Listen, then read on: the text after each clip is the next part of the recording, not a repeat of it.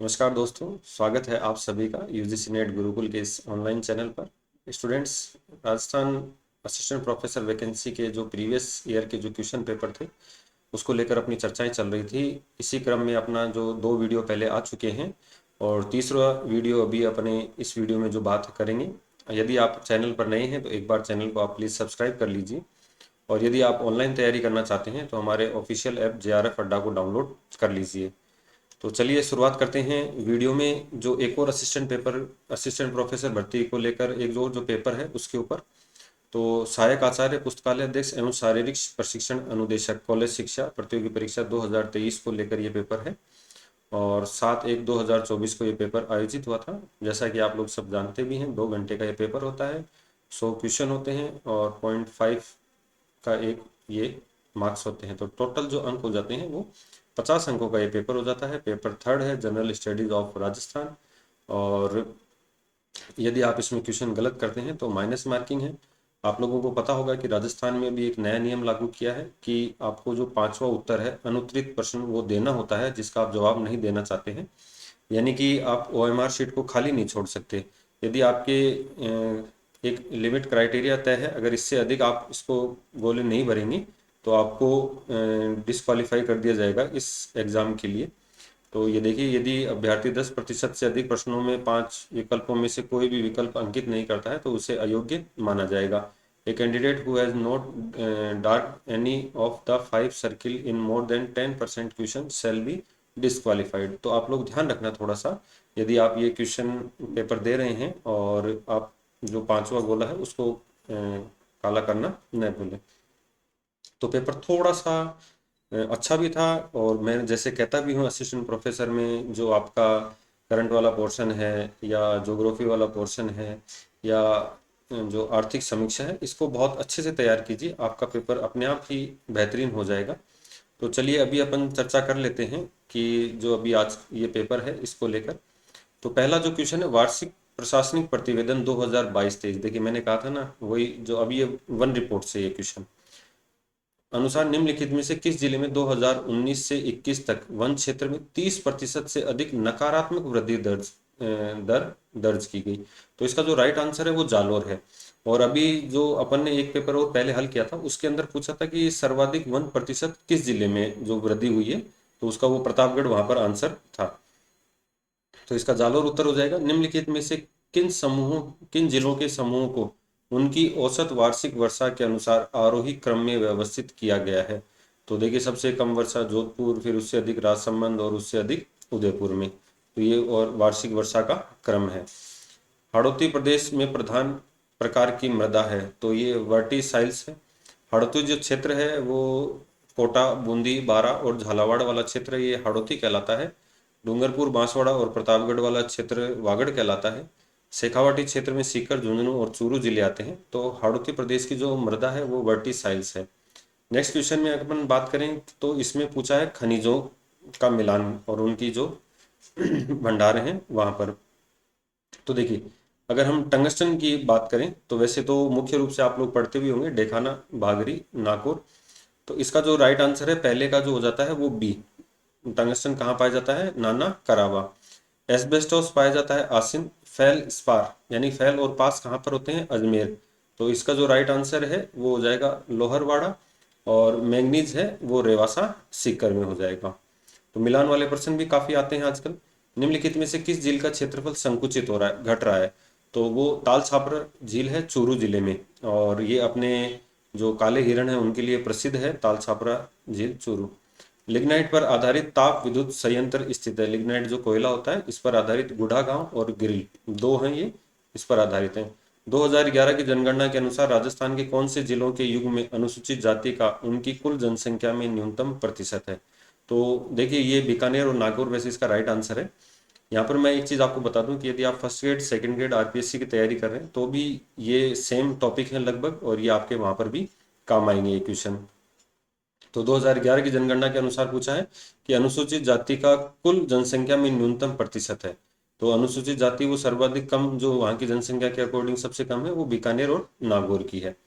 जनगणना 2011 के अनुसार निम्नलिखित जिलों के लिंगानुपात के आधार पर सही अवरोही क्रम का चयन कीजिए।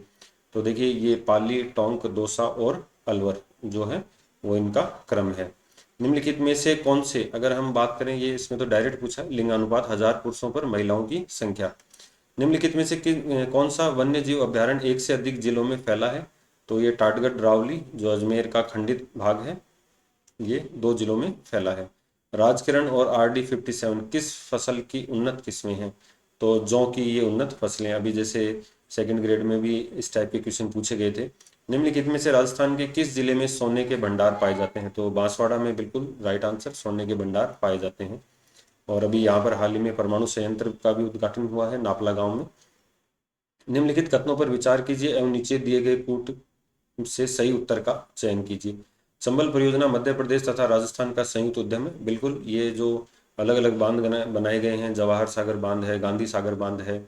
गांधी सागर बांध का निर्माण प्रथम चरण में हुआ है और जवाहर सागर बांध का निर्माण द्वितीय चरण में हुआ है। तो ये जो सी आंसर है ये गलत हो जाएगा और इसका आंसर ए और बी दोनों सही हो जाएंगे। ठीक है, गांधी सागर बांध मध्य प्रदेश में, इसका कोटा बैराज और फिर जवाहर सागर, यूं इनका निर्माण हुआ है। और ये सीमेंट के कारखाने हैं और इनको मेल करना है। तो जेके सीमेंट का जो कारखाना है वो निम्बाहेड़ा चित्तौड़ है। बिरला जो सीमेंट है इसका जो कारखाना है वो प्रॉपर चित्तौड़ में है। बिनानी सीमेंट है पिंडवाड़ा और नीर श्री सीमेंट है मोडक में। तो इसका जो राइट आंसर होगा ये। और ये दोनों पेपरों में ये काफ़ी क्वेश्चन इस तरीके से पूछे गए हैं। सूची 1 को वापस सूची 2 से सम्मिलित करना है। नस्ल और पशु की कौन सी, ये जैसे उस पेपर में भी ऊँट वगैरह और उनके पूछे गए थे, तो यहाँ पर अपन बात करें सुरती। सुरती जो नस्ल है वो भैंस की नस्ल है। जो मगरा है, मगरा भेड़ की नस्ल है। बर्बरी बकरी की नस्ल है और मालवी जो है वो गोवंश है। तो ये भी वैसे इजी क्वेश्चन था। राजस्थान सरकार ने जलवायु परिवर्तन नीति की शुरुआत की है। तो ये 2023 में जलवायु परिवर्तन नीति राजस्थान सरकार द्वारा बनाई गई। लूनी नदी में जल प्रदूषण का मुख्य कारण है वस्त्रों की रंगाई और छपाई। और देखिए लूनी नदी आपको इस बार पढ़ के भी जानी चाहिए, क्योंकि अभी लूनी नदी पूरे अपने जो बहाव क्षेत्र को इसको कंप्लीट करती है। और इस बार काफ़ी, मतलब पिछली बार भी आई थी लूनी नदी और इस बार भी ये लूनी नदी बही थी और अजमेर के नाग पहाड़ से निकलती है। और ये जो मुख्य रूप से बालोतरा के बाद इसका पानी खारा हो जाता है।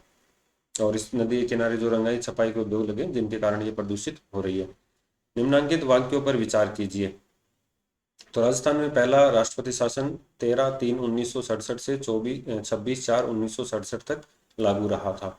तो देखिए जो 4 राष्ट्रपति शासन लागू हैं राजस्थान में, 1967, 77 और 80 और 92, ऐसे क्या है 4 लागू हुए हैं। तो पहला तो सही है, यह राष्ट्रपति शासन संविधान के अनुच्छेद 352 नहीं, ये जो होता है वो 356 के अंतर्गत लागू होता है। मार्च 1967 में राज्यपाल हुकुम सिंह ने राजस्थान में राष्ट्रपति शासन लगाने की राष्ट्रपति को सलाह दी थी। नहीं, बिल्कुल नहीं दी थी। इसका जो राइट आंसर हो जाएगा वो केवल एक सही है। कुलाधिपति द्वारा वर्ष 2021 के लिए निम्न में से किस राज्य पोषित विश्वविद्यालय को सर्वोत्तम विश्वविद्यालय कुलाधिपति पुरस्कार से सम्मानित किया है? तो महाराणा प्रताप कृषि एवं तकनीकी विश्वविद्यालय उदयपुर है, इसको यह पुरस्कार दिया गया था। करंट से संबंधित क्वेश्चन था। राजस्थान में मरुस्थलीकरण का कौन सा कारक नहीं है? तो सीधी सी बात है, देखो नहर सिंचाई इसका राइट आंसर होगा, क्योंकि इससे मरुस्थलीकरण नहीं होता, उपजाऊपन बढ़ता है। भूमि उपयोग परिवर्तन है, अतिचारण है, बालुका एवं बालुका स्फुटों का एकत्र होना, तो ये सब क्या हो जाएंगे, नहीं है कारण। नेक्स्ट अपन बात करें निम्नांकित में से कौन सा कथन गलत है?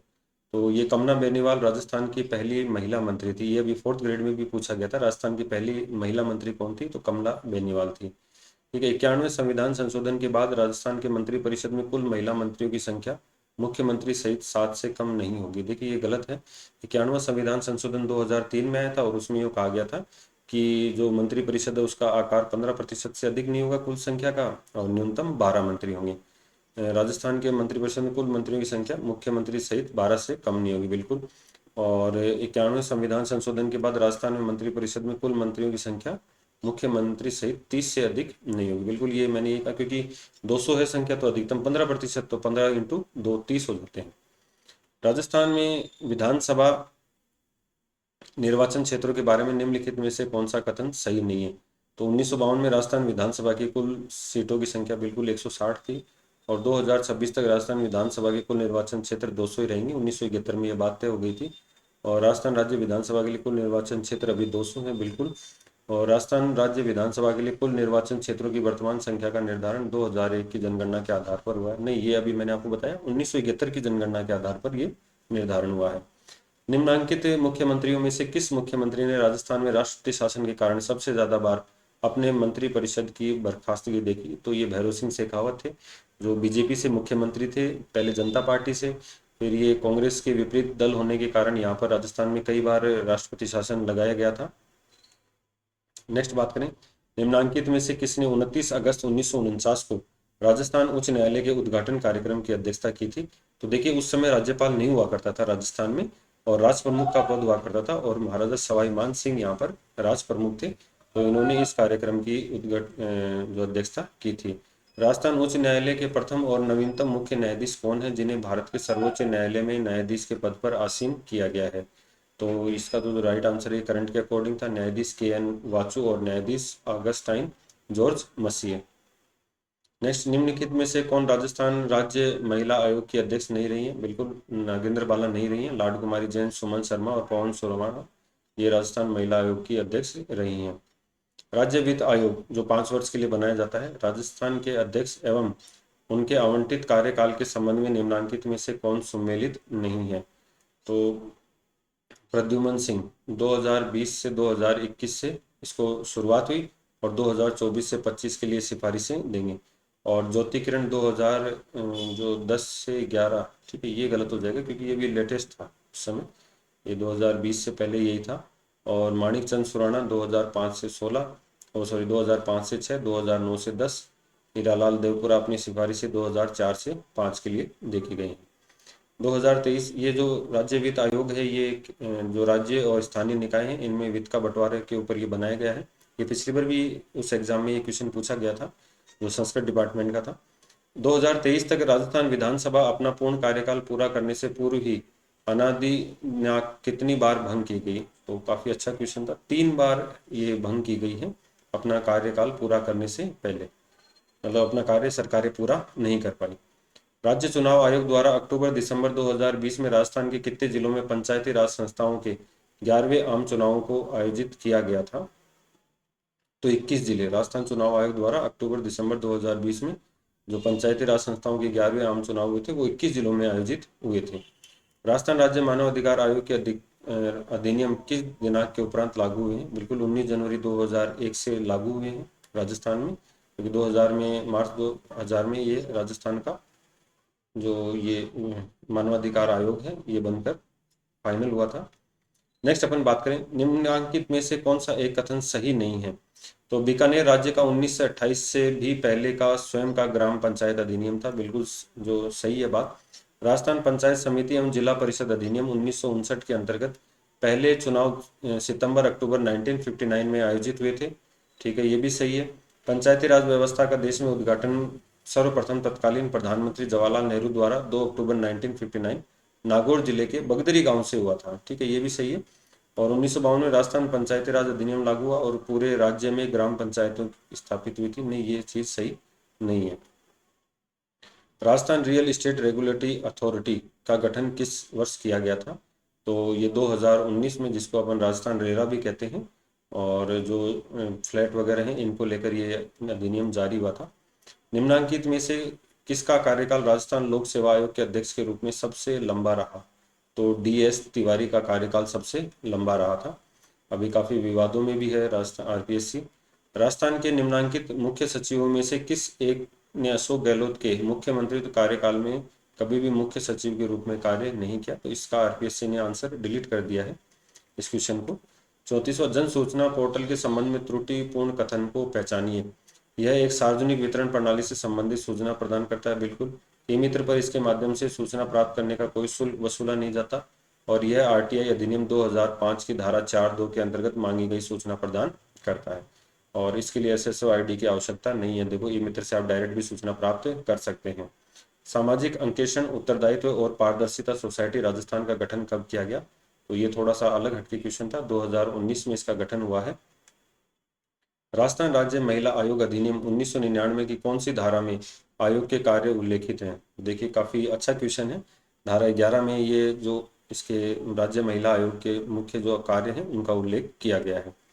कृषि गणना 2015-16 के अनुसार राजस्थान में परिचालित भूमि जोतों का औसत आकार था, तो ये 2.73 हेक्टेयर था। ये देखिए जो इकोनॉमी से पूछा गया है। राजस्थान में पेट्रोलियम उत्पादक क्षेत्र कितने जिलों में फैला हुआ है, तो 14 जिलों में, और पश्चिमी राजस्थान में ज़्यादातर ये फैला हुआ है। निम्नलिखित वाक्यों पर विचार कीजिए कि राजस्थान लोक सेवा के प्रदान की गारंटी अधिनियम 2011 उपबंधित करता है कि प्रथम अपील अधिकारी के निर्णय के विरुद्ध निर्णय के 30 दिनों के भीतर द्वितीय अपील अधिकारी के पास दूसरी अपील की जा सकती है।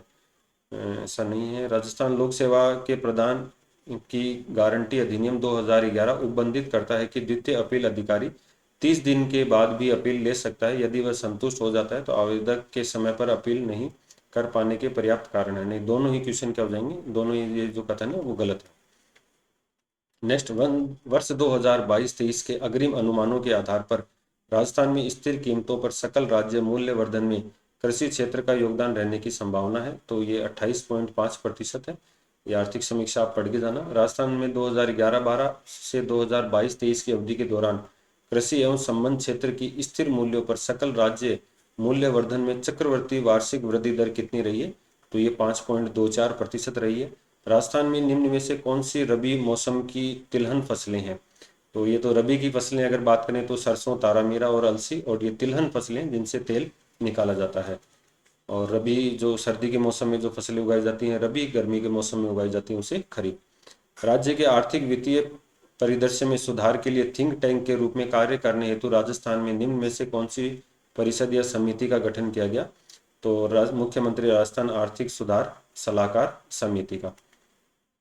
राजस्थान में अटल भूजल योजना का उद्देश्य क्या है, तो इसमें जो है भूजल के बेहतर प्रबंधन के साथ साथ घटते स्तर को भी रोकना है। निम्न में से किस वर्ष में राजस्थान सूक्ष्म लघु और मध्यम उद्यम नीति शुरू की गई, तो ये उस समय करंट का क्वेश्चन था 2022 में। राजस्थान के शहरी गरीब और कमजोर तबके के नागरिकों को उच्च गुणवत्ता वाली प्राथमिक स्वास्थ्य सेवाएं निम्न में से किसके द्वारा प्रदान की जा रही हैं, जनता क्लिनिक। ये दिल्ली की तर्ज पर खोले गए थे मोहल्ला क्लिनिक जो थे। मुख्यमंत्री विशेष योग्यजन स्वरोजगार योजना के संबंध में निम्नलिखित में से कौन सा कथन सही नहीं है, तो ध्यान रखना ये योजना 2022-23 में 498 व्यक्ति से लाभान्वित हुए थे और 2022-23 में दिसंबर तक 250.14 लाख व्यय हुआ है और योग्यजन को 5 लाख रुपए तक का ऋण दिया जाता है। तो ये तो सीधी सी बात है, स्वयं और परिवार सहित वार्षिक आय 5 से कम है, तो इसका सही उत्तर हो जाएगा। स्टार्स एक विश्व बैंक द्वारा वित्त पोषित परियोजना है जिसे राजस्थान में क्रियान्वित किया जा रहा है। इसका उद्देश्य क्या है, तो ये देखो स्कूलों में गुणवत्ता और प्रशासन में इसका उद्देश्य सुधार करना है। राजस्थान मिड डे मील योजना के बारे में निम्नलिखित में से कौन सा कथन सही है, तो सही कथन की बात कर लेते हैं। इस योजना के अंतर्गत 1 से 5 तक के विद्यार्थियों को दिए जाने वाले भोजन में न्यूनतम 450 कैलोरी और 12 ग्राम प्रोटीन होना चाहिए। और स्टैंड अप इंडिया योजना में परिकल्पना की गई है, तो ये ध्यान रखना अनुसूचित जाति, अनुसूचित जनजाति तथा महिला उद्यमियों में उद्यमशीलता को प्रोत्साहन देने के लिए। तो ये इस पेपर के 50 क्वेश्चन थे। 50 क्वेश्चन अपन नेक्स्ट वीडियो में बात करेंगे। और देखिए ये केवल अभी अपन इन वीडियोस के माध्यम से इन क्वेश्चनों को केवल सोल्व कर रहे हैं ताकि हमें ये आइडिया लग जाए कि किस टाइप से क्वेश्चन आते हैं। बाकी जो डिटेल वीडियो है वो हम बाद में आप लोगों के लिए लेकर आएंगे और उम्मीद करते हैं कि वीडियो आप लोगों को अच्छा लगा होगा और इसे अपने दोस्तों के साथ शेयर कीजिए। चैनल को सब्सक्राइब करना ना भूलें। धन्यवाद।